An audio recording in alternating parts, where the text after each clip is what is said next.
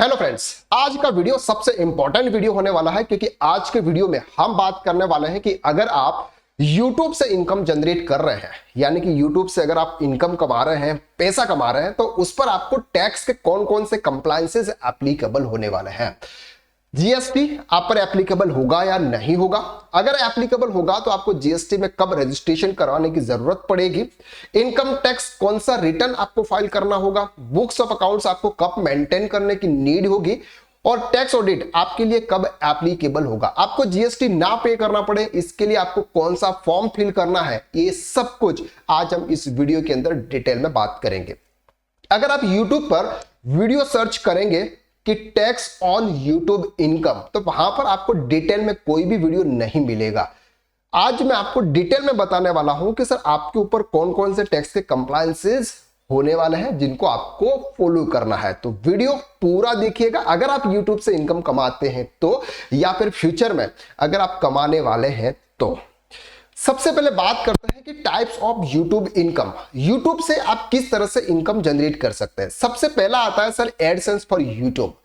अगर आप यूट्यूब पर वीडियो अपलोड करते हैं, कंटेंट क्रिएट करते हैं, वीडियो अपलोड करते हैं, वीडियो अपलोड करने के बाद अगर आपके चैनल पर 1000 सब्सक्राइबर्स और 4000 आवर्स अगर आपके कंप्लीट हो जाते हैं तो आपका चैनल मोनेटाइज हो जाता है। चैनल अगर आपका मोनेटाइज हो जाता है तो आपको एक एडसेंस अकाउंट ओपन करना होता है। जो यूट्यूब का जितना पैसा होता है वो आपके एडसेंस अकाउंट में आता है। एडसेंस अकाउंट में वो पैसा आता है जो आपके वीडियो पर एड चलती है। YouTube आपके वीडियो पर एड चलाता है, वहां से जो भी इनकम आती है वो आपके एडसेंस पर YouTube में आती है। दूसरा होता है सर सब्सक्रिप्शन। अगर आप किसी को कोई सब्सक्रिप्शन दे रहे हो जो क्योंकि वो आपका कोई सब्सक्रिप्शन एक्सेप्ट करे और वो आपको पैसा दे, वहां से भी आपकी इनकम हो सकती है। अदर मेथड्स में आता है सर एफिलिएट मार्केटिंग। आप कोई भी वीडियो बना रहे हो, वीडियो में अगर आप कोई भी प्रोडक्ट यूज कर रहे हो उसकी लिंक आप अपने डिस्क्रिप्शन में देते हो, वहां से कोई भी पर्सन अगर आपको परचेज करता है और आपने अमेजोन या वहां पर एक अकाउंट्स क्रिएट करके रखा हुआ है तो वहां से भी आपकी इनकम जनरेट होती है।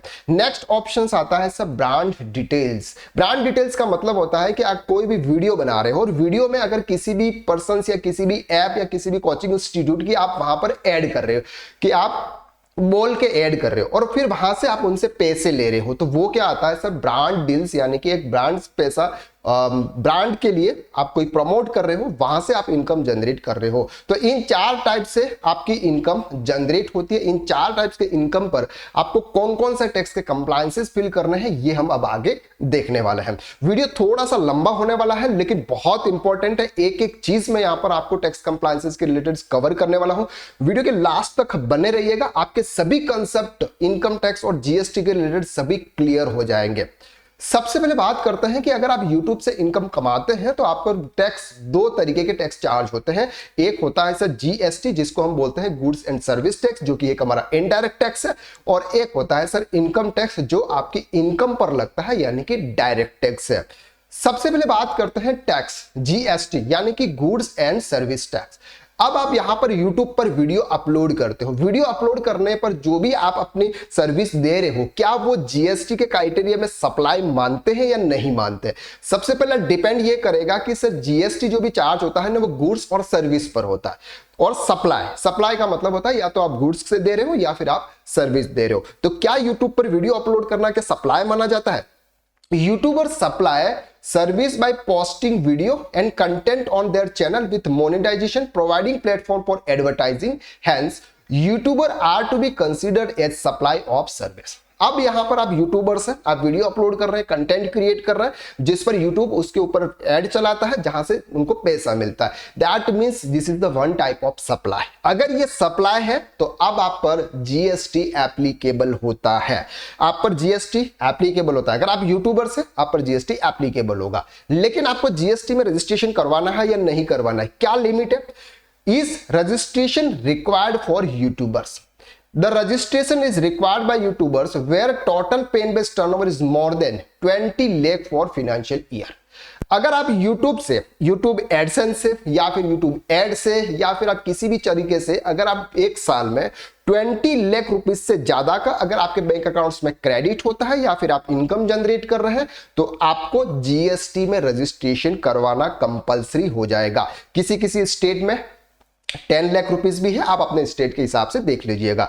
लेकिन नॉर्मली 20 लाख रुपीस तक अगर आपकी इनकम है साल की यूट्यूब से, तो आपको जीएसटी में रजिस्ट्रेशन करवाना होता है। अब यहां पर अगर आपने जीएसटी में रजिस्ट्रेशन करवा लिया, जीएसटी में आपने रजिस्ट्रेशन करवा लिया, अब यहां पर आप सप्लाई किसको दे रहे हो? सप्लाई आप यूट्यूब पर वीडियो अपलोड कर रहे हो। यूट्यूब कहां पे है sir? YouTube out of country का है। यहां पर हमको जीएसटी पे नहीं करना पड़ेगा, आपको जीएसटी में रजिस्ट्रेशन तो करवाना है, लेकिन जीएसटी पे करने की आपको यहां पर जरूरत नहीं होगी। जो आपके एडसेंस के थ्रू पैसा आ रहा है, हम उसकी बात कर रहे हैं। Export of service is considered as a supply under GST when supplier is located in India while the recipient and place of supply is outside India। यानी कि आप कहां पे हैं सर? इंडिया के अंदर है। यूट्यूब कहां पे है सर? आउट ऑफ कंट्री है, यानी कि ये आउट ऑफ इंडिया है, इस पर वहां पर जीएसटी एप्लीकेबल नहीं होगा। दैट मींस कि जीरो रेटेड सप्लाई की कैटेगरी में आएगा। लेकिन इसके लिए आपको एक फॉर्म फिल करना होगा, वो हम आगे देखने वाले हैं। अब बात करते हैं कि sir YouTuber render zero rated service to Google AdSense for running advertisement on the YouTube video. Therefore YouTubers and bloggers rendering service to recipient outside India such as Google और यूट्यूब एक्सेट्रा। Two options. अब sir अगर आप YouTube से पैसे कमा रहे हैं, चाहे वो एडसेंस से कमा रहे हैं या फिर अगर आप किसी की ब्रांड प्रमोट कर रहे हैं वहां से कमा रहे हैं, अगर आप YouTube एडसेंस से पैसे कमा रहे हैं तो आपके पास में दो ऑप्शंस होते हैं। एक ऑप्शन रहता है कि आप एक फॉर्म फिल करें, लेटर ऑफ अंडरटेकिंग ले लें। एलयूटी आपने जीएसटी में रजिस्ट्रेशन करवा लिया, आपका इनकम, आपकी जो इनकम थी वो 20 लाख रुपीस से ज्यादा थी, आपने जीएसटी में रजिस्ट्रेशन करवा लिया। अब जीएसटी में रजिस्ट्रेशन करवा लिया, इसका मतलब इनकम पर आपको टैक्स पे करना। लेकिन ये इनकम आपकी यूट्यूब से हो रही है, एडसेंस से हो रही है, आउट ऑफ कंट्री हो रही है, इस पर आपको टैक्स ना पे करना पड़े, इसके लिए आपको एक फॉर्म फिल करना होता है, RFD11 फॉर्म। RFD11 फॉर्म क्या होता है, कैसे फिल किया जाता है, ये मैं नेक्स्ट वीडियो के अंदर लेके आऊंगा। विदाउट पेइंग जीएसटी अगर आप RFD11 फॉर्म अगर आप फिल करते हैं तो आपको जो भी एडसेंस से जो भी आपकी इनकम होती है उस पर आपको जीएसटी पे करने की जरूरत नहीं होगी, यानी कि जीरो टैक्स आपको पे करना होगा। दूसरा ऑप्शन ये रहता है कि अगर आप RFD11 यानी कि LUT अगर नहीं लेते हैं तो जो भी आपकी यूट्यूब से इनकम आ रही है उस इनकम पर आप पहले जीएसटी पे करें और फिर उस जीएसटी का रिफंड ले लें। तो ये लंबा प्रोसेस हो जाता है, इससे बेटर ये रहता है कि सर आप RFD11 फॉर्म फिल कर लें। RFD11 फॉर्म अगर आप फिल करेंगे तो एडसेंस से जो भी आपका पैसा आएगा उस पर आपको जीएसटी पे करने की जरूरत नहीं होगी। अब बात करते हैं कि सर अगर आप YouTube से जो कि हमारी वीडियो प्रमोट कर रहे हैं या फिर आप किसी ऐप प्रमोट कर रहे हैं वहां से अगर आप पैसा जनरेट कर रहे हैं तो वहां पर आपको 18% से हिसाब से आपको टैक्स पे करना होगा। कैसे?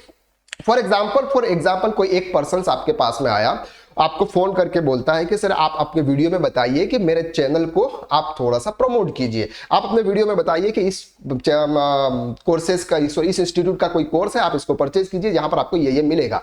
और उस पर्सन से आपने 1 लाख रुपए चार्ज किए। कितने चार्ज किए? 1 लाख रुपए।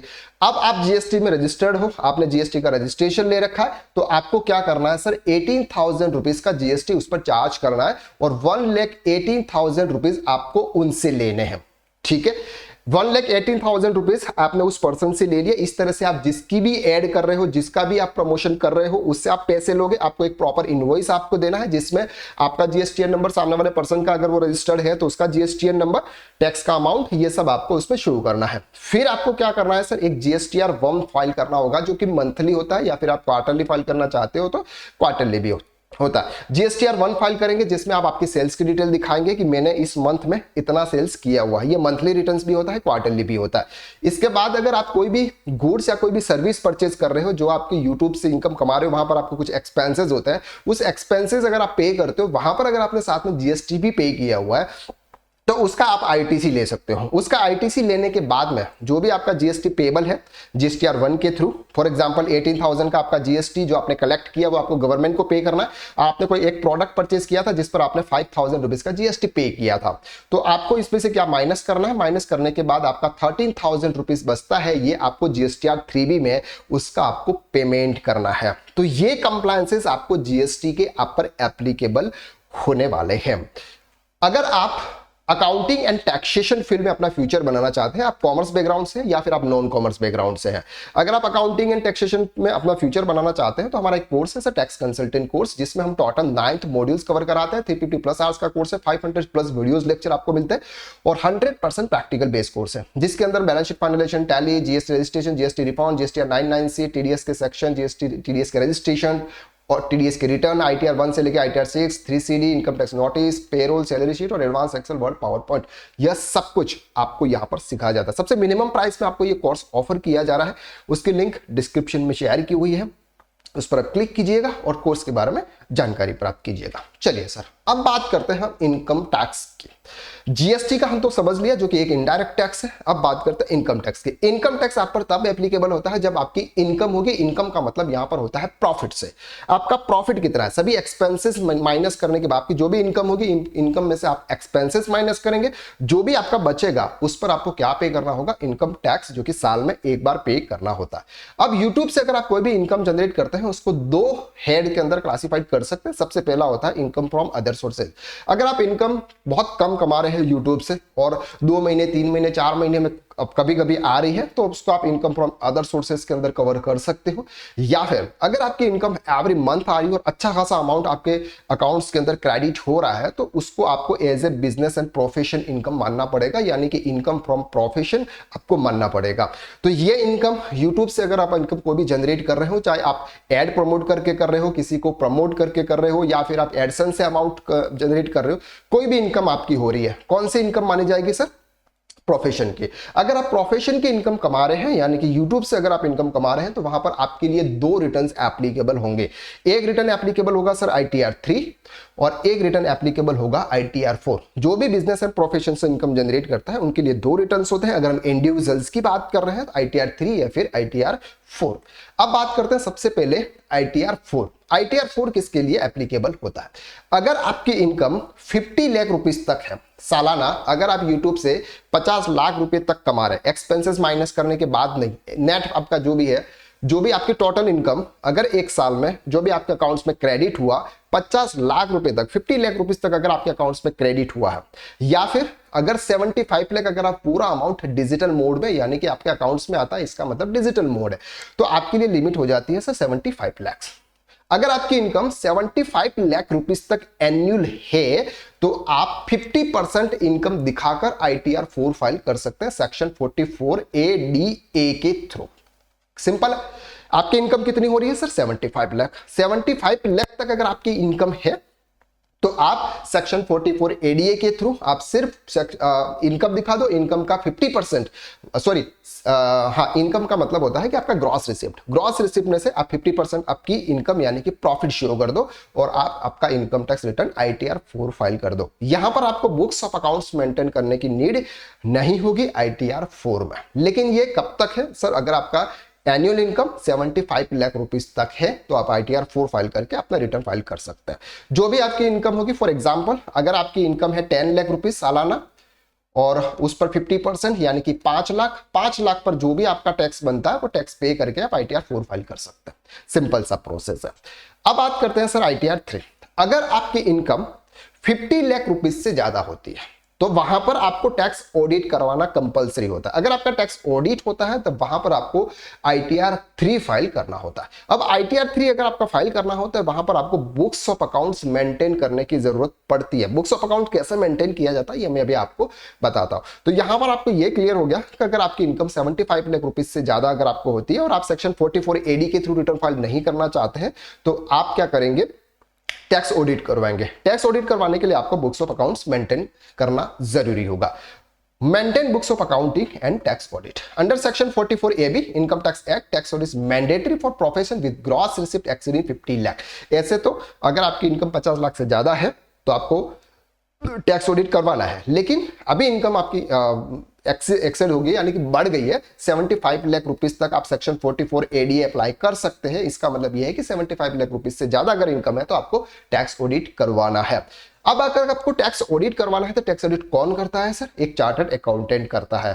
ऑडिट में क्या चेक किया जाता है सर, आपके बुक्स ऑफ अकाउंट चेक किया जाता है। अब यहां पर आपको बुक्स ऑफ अकाउंट्स मेंटेन करने होंगे। बुक्स ऑफ अकाउंट्स कैसे मेंटेन करने हैं, फॉर एग्जांपल हम ये मान के चलते हैं कि आपकी इनकम कैसे हो रही है। आपकी इनकम एवरी मंथली यूट्यूब से एडसेंस अकाउंट से आ रही है और ये आपकी इनकम होगी। अब उसमें से आपने पूरे साल के एक्सपेंसेस कितने किए, फॉर एग्जांपल आपने सैलरी पे होगी, आपके कुछ इंप्लॉइज होंगे उनको आप सैलरी पे कर रहे होंगे, आप एडवर्टाइजमेंट में पैसा लगा रहे होंगे, या फिर आप कोई प्रमोशंस कर रहे होंगे उसका पैसा लगा रहे होंगे, या फिर अगर आपने कोई ऑफिस रेंट पे ले रखा है तो आप रेंट पे कर रहे होंगे, ऑफिस का इलेक्ट्रिसिटी बिल, या फिर अगर आपने कोई लोन लिया हुआ है तो लोन का इंटरेस्ट पे कर रहे होंगे। तो ये सभी एक्सपेंसेस आपके क्या हो जाते हैं सर, यहाँ पर माइनस हो जाते हैं। फॉर एग्जांपल आपने कोई ऐसे फिक्स एसेट परचेज, जैसे कैमरा परचेज किया है, कोई एलईडी स्टूडियो अगर आपने बनाया हुआ है, कोई महंगी महंगी चीजें अगर आपने परचेज की है, तो उस पर आप डेप्रिसिएशन भी चार्ज करके वो एक्सपेंसेस क्या करेंगे, इसमें रिड्यूस कर देंगे। तो इनकम माइनस ऑल एक्सपेंसेस यहां पर आपकी आती है सर प्रॉफिट, और इस प्रॉफिट पर आपको क्या करना होता है सर, सिंपल टैक्स पे करना होता है। तो ये जो कुछ भी है ये एक चार्टर्ड अकाउंटेंट डिटेल में चेक करता है, इसको बोलते हैं ऑडिट करना। तो यहां पर आपके लिए एप्लीकेबल हो जाता है सर, अगर आपका टर्नओवर 50 लाख से ज्यादा है, या फिर अगर आप 75 लाख तक सेक्शन 44 एडी अप्लाई कर सकते हैं। अगर नहीं कर रहे हैं तो आप पर 50 लाख से ऊपर आप पर टैक्स ऑडिट एप्लीकेबल है। तो chartered accountant proper tax audit करेगा। टैक्स ऑडिट में जो भी आपका प्रॉफिट आएगा उस प्रॉफिट पर आपको स्लैब रेट के हिसाब से आपको इनकम टैक्स पे करना पड़ेगा। तो YouTube से जो भी इनकम होती है वो इनकम कौन से हेड में आती है, बिजनेस एंड प्रोफेशन, यानी कि प्रोफेशन इनकम मानी जाती है। बहुत सारे यूट्यूबर्स अच्छा खासा पैसा कमा रहे हैं, लेकिन वो ये समझते हैं कि सर हमको YouTube से जो भी इनकम होती है वो हमारे लिए टैक्स फ्री है क्योंकि अदर कंट्री से आ रही है। तो यहां पर कंक्लूजन ये निकलता है कि अगर आप YouTube से पैसा कमा रहे हैं तो यहां पर जीएसटी में रजिस्ट्रेशन आपको 20 लाख रुपीज से ज्यादा का लेना है। एडसेंस से अगर आप पैसा कमा रहे हैं तो वहां पर अगर आप RFD 11 फॉर्म फिल करेंगे तो आपको टैक्स पे करने की जरूरत नहीं पड़ेगी। लेकिन अगर आप कोई ब्रांडिंग कर रहे हैं, अपने वीडियो में किसी को प्रमोट कर रहे हैं, वहां से अगर आप पैसा ले रहे हैं उस पर आपको 18% जीएसटी चार्ज करना है। इनपुट टैक्स क्रेडिट एडजस्ट करने के बाद जीएसटीआर 3B के अंदर आपको उसका पेमेंट करना है। तो ये आपके जीएसटी के कंप्लायंसेस होंगे। इनकम टैक्स के कंप्लायंसेस में 2 कंप्लायंसेस आएंगे। एक आएगा सर ITR 4, अगर आपकी इनकम 50 या 75 लाख रुपीस तक है, 50% इनकम शो कर दीजिए, प्रॉफिट शो करके आप ITR 4 फाइल कर दीजिए। बुक्स ऑफ अकाउंट्स मेंटेन करने की जरूरत नहीं है।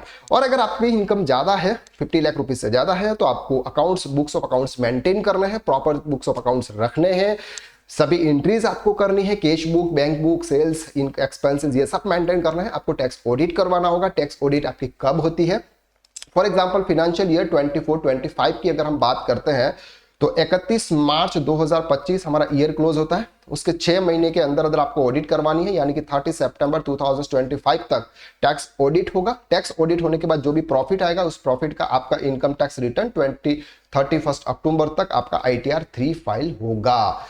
तो ये सभी कंप्लायंसेस आपको फिल करने। एक और कंप्लायंसेस आपका यहां पर बढ़ जाता है, अगर आपका टैक्स पेबल साल का 10,000 रुपीज से ज्यादा है तो आपको एडवांस टैक्स भी पे करना होता है। 4 स्लॉट में एडवांस टैक्स का पेमेंट होता है, तो वो भी आपको पे करना होगा। अदरवाइज जब आप इनकम टैक्स रिटर्न फाइल करोगे वहां पर अगर आपका टैक्स पेबल आता है तो आपको वहां पर इंटरेस्ट पे करना पड़ सकता है। तो इतने सारे कंप्लायंसेस एक YouTube से इनकम कमाने वालों को करने पड़ते हैं। अगर आप ये सोच रहे हैं कि सर YouTube से अगर हम इनकम कमा रहे हैं तो हमारे लिए फ्री है, ऐसा नहीं है। अगर आप कुकिंग चैनल से इनकम जनरेट कर रहे हैं, कोई टैग चैनल है, कोई ब्लॉगिंग है, कुछ भी है, किसी भी तरीके से अगर आप इनकम जनरेट कर रहे हैं तो ये सभी कंप्लायंसेस आपको फुलफिल करना है।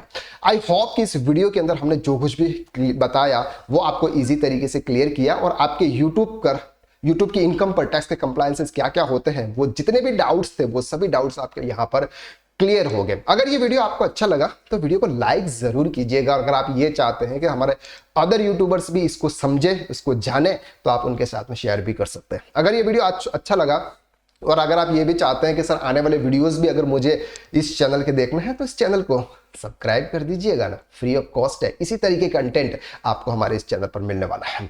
तो आज के लिए बस इतना। नेक्स्ट वीडियो पे फिर मुलाकात करते हैं। अगर वीडियो अच्छा लगा या फिर कोई डाउट है ना तो कमेंट करके जरूर बताइएगा कि आपको सर सही जानकारी मिली है या फिर नहीं मिली है। तो आज के लिए बस इतना। हंसते रहिए, मुस्कुराते रहिए और यूट्यूब पर अच्छे अच्छे वीडियो बनाते रहिए, अच्छा खासा पैसा कमाते रहिए। और टैक्स के कंप्लायंसेस को आप जरूर फुलफिल करना, अदरवाइज जीएसटी या इनकम टैक्स डिपार्टमेंट की तरफ से नोटिस बिल्कुल आ सकता है सर। चलिए मिलते हैं हम नेक्स्ट वीडियो के अंदर, तब तक के लिए thank you so much, bye bye, take care.